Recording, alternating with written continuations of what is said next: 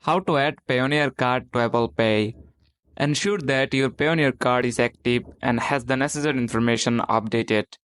These includes having the latest card details such as the card number, expiration rate, and security code. Open the Wallet app on your iPhone to check the list of supported banks. Tap on the plus icon. Follow the on-screen instructions to complete the process. Enter your Payoneer card details. Apple may require additional verification steps such as sending a verification code to your email or phone number.